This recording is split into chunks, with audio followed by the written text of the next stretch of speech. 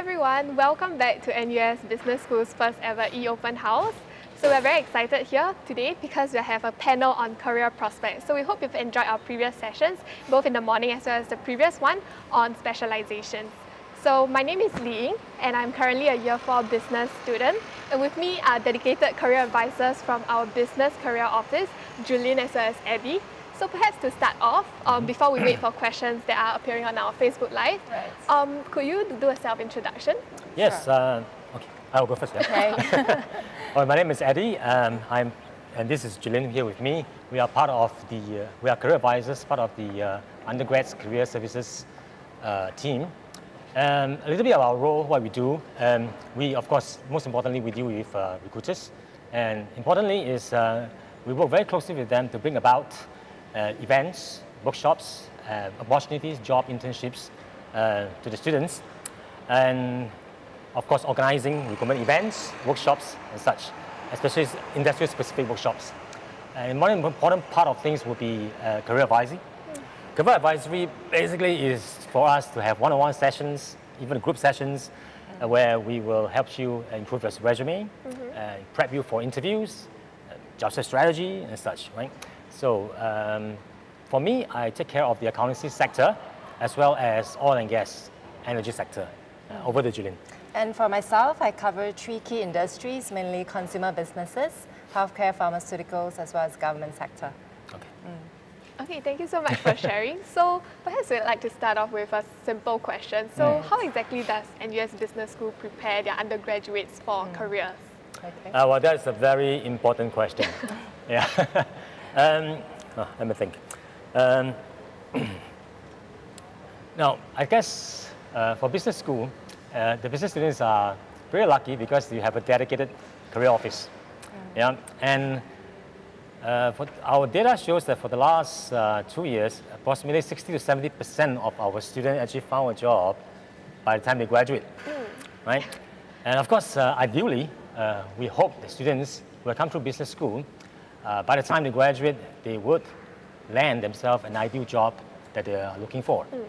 And with that, in actual fact, we has put together a 4-year strategic success career plan platform for our students. And we start from year 1, of course. And in year 1, there are 5 mandatory starter career workshops. Namely, there includes the first one, career planning, personal branding, networking, resume crafting, as well as, no, sorry, it is... Yes. It is correct. Resume crafting. Yes. Okay, and then interviewing skills. Right. And let me elaborate more why we choose these 5 workshops. First one, career planning. Increasingly, recruiters do not hire you after you graduate, right? It is important that you have to do internship in year 2 and 3 because some of the conversion will come at year 3 summer. Yeah. And a lot of them will hire you 1 year before you graduate, which is year 4, Sem 1. So technically, you do not have 4 years. Yeah? You have to start preparing from year 1, and therefore, the career planning from year 1. But of course, after you have planned, that's not enough, right? We need to teach you about personal branding. How do you sell yourself? What is your unique selling point, your USP? What are your strengths, right? And after your strength, then once you know what you're good at, then you start to network. So that's the part where you really need to increase and expand your network.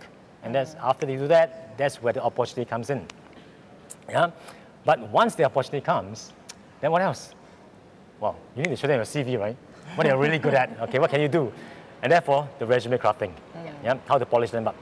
And of course, with resume, that's the first piece of marketing document that an employer will see, right? And that only gets you through the gate. But that doesn't give you the job or internship. It's very important that the interviewing skill comes in. So those are your 5 workshops, primarily for year 1s, the basics. After the basics, we go to year 2. There are 2 more mandatory workshop clinics. Yeah. One is a CV critic session, and one is a mock interview, group mock interview session. So it's 1 career advisor to 6 students. And we will cover 1,000 of year 2s, right? So at the end of the year 1 this will ensure that they are able to secure at least a summer internship by the end of year 2, right? So for year 3s and 4, I will leave to Jillian to elaborate. Right, thank you, Eddie. So in addition to what Eddie mentioned, basically students, when they are in their year 2s and in year 3s, they will actually be able to attend an internship briefing that's organized by BIZCareers, where they would have the opportunity to hear from career advisors like myself and Eddie on internship opportunities that's available across different industries, the kind of skill sets that's required, and also some of the screening processes that corporate partners have in place for our students.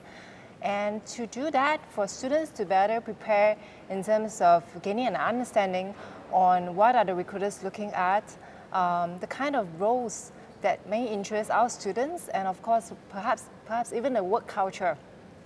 We actually do organize also a series of internship career fairs, 5 of them in total, where students get to use their networking skills that they pick up in year 1s and mingle with the corporate partners to understand a little better about the company, as well as the internship roles that they have available for students. So that's in terms of internship career fairs. But in order for students to better prepare themselves in terms of the screening processes, we have actually specially curated workshops that is more industry specific. So for instance, like the sector that I cover for consumer businesses, one of the screening process is actually an assessment center. So what we do is that we do hire or engage very actively with external trainers to simulate like a live assessment center where students have the opportunity to work on business cases group in total. And then after which, when it comes, say, in their final year, or rather when they are graduating, we do have also a place where they are able to attend a job search career fair that is attended by over 50 corporate partners of NUS Business School.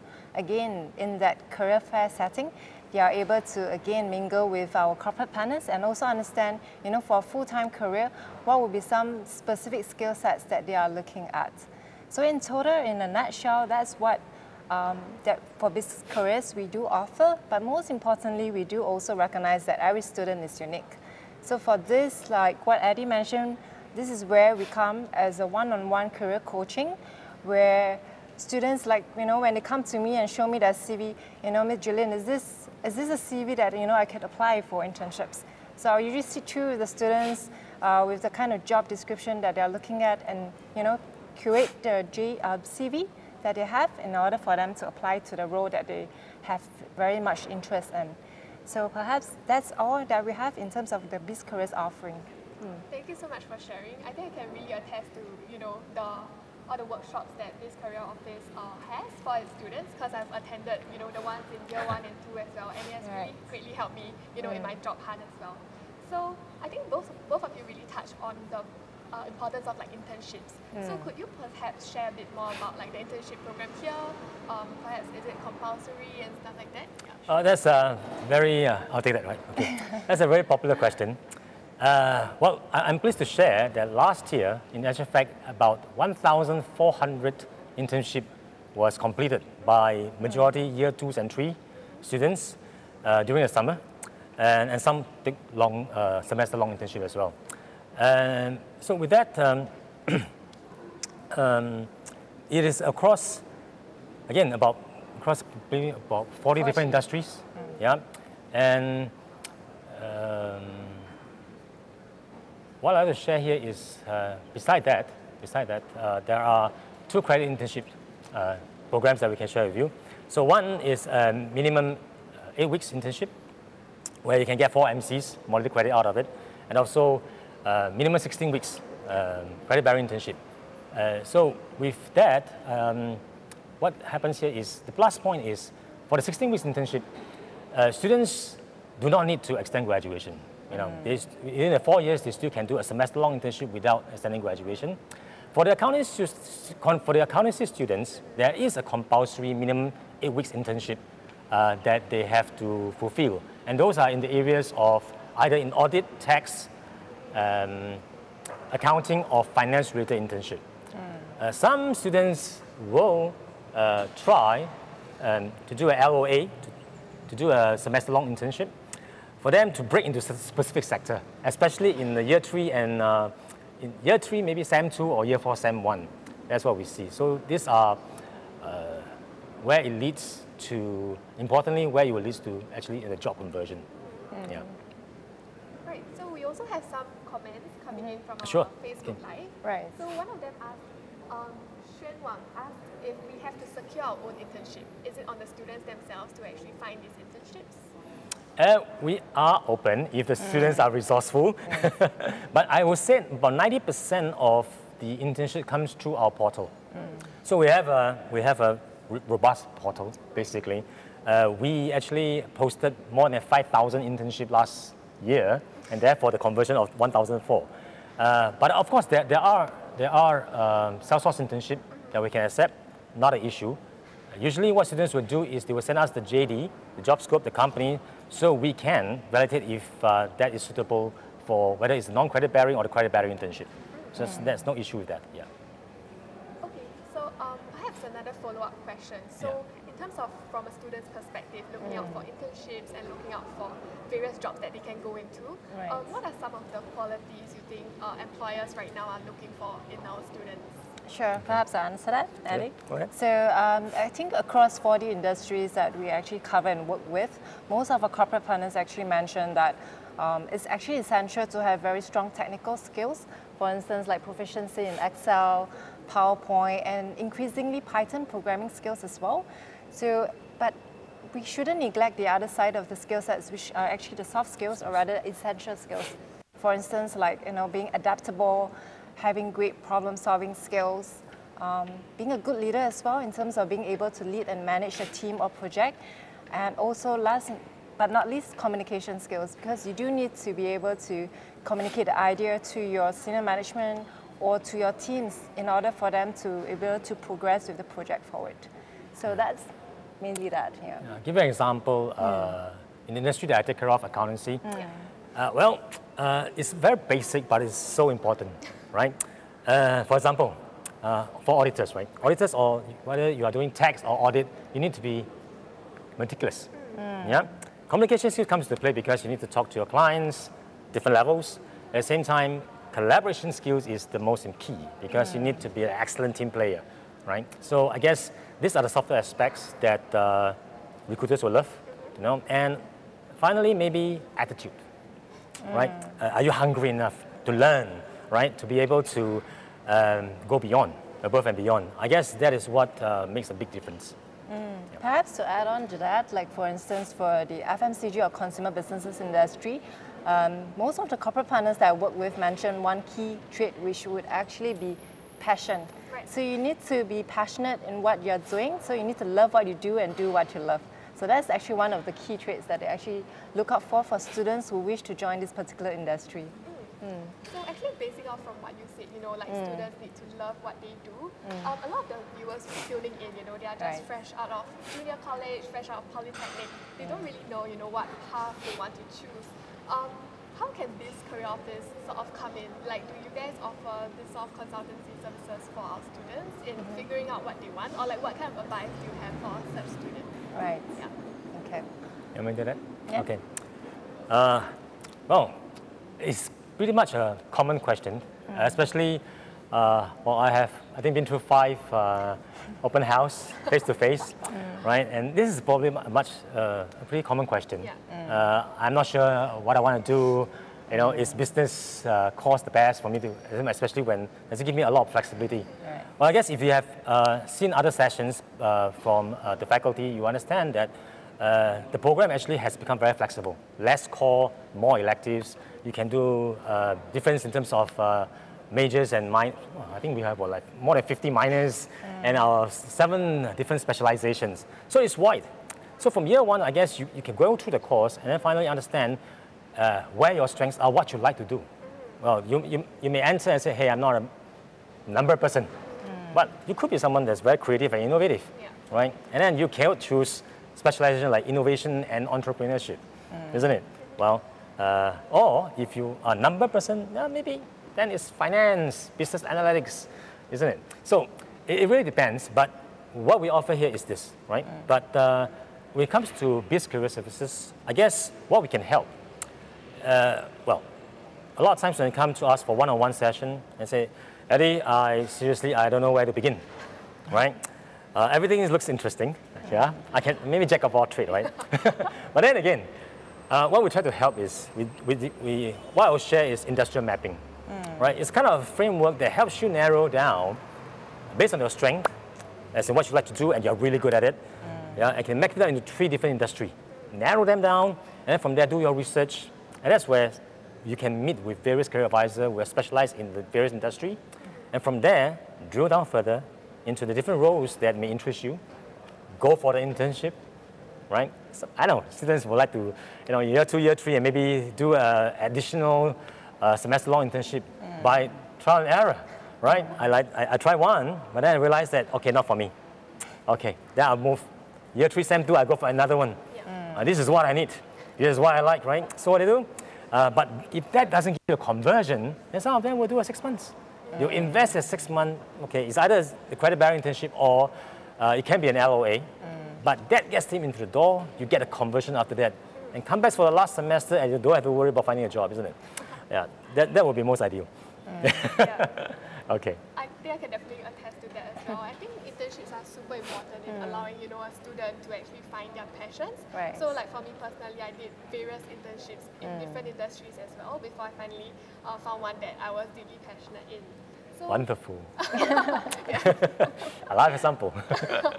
So perhaps, do you guys have any sort of words of advice to students who might be sort of still on the edge of coming to NUS Business School? Like what do you want to say to these people? What do you want to say to them? You? Do you want to start first? What do I want to start first? Okay. Where else to go? Seriously, I said earlier, right? Yeah. The amount of flexibility that program gives you, not just business school, but take the university as a whole, right? The campus life that you'll be going through, but it's so exciting, right? And maybe I give you an example, a true example for myself. My son that's coming in this semester, this coming semester, right? And he chose NUS because of campus life, right? And of course, it's the diversity and the flexibility given, right? And yes, business school. But because it gives you the ability to try different things, and part of it was also the NOC program, that, okay, entrepreneurship. So it's limitless, right? It really depends on you, and we are here to help, right? And that's why we're here talking to you. So please come to business school. Sorry, go ahead. No worries. I think from what Eddie mentioned, besides the robust curriculum, we have actually spoken to a lot of students. I actually mentioned that on top of the regular schoolwork, projects, and etc., they do have a well-group bonding of friends that they met through student clubs, co-curricular activities, student exchange programs, even like NOC that Eddie mentioned. So I think if you really come to NUS Business School, then you'll probably be able to attest as to what a well-rounded education together with a robust student life would give you at business school itself, at NUS. Yeah. We have one more question that Sure. came Right. from Facebook Live. It's what is the difference between credit-bearing internship as well as LOA? So perhaps you can explain a little bit more about the difference. Okay. Okay. That's pretty simple. Credit-bearing internship, the one that's minimum 16 weeks, is a semester long. So for that semester, you do it during a semester, right? So you do not need to extend graduation. For LOA, it's different because you have to take a leave of absence.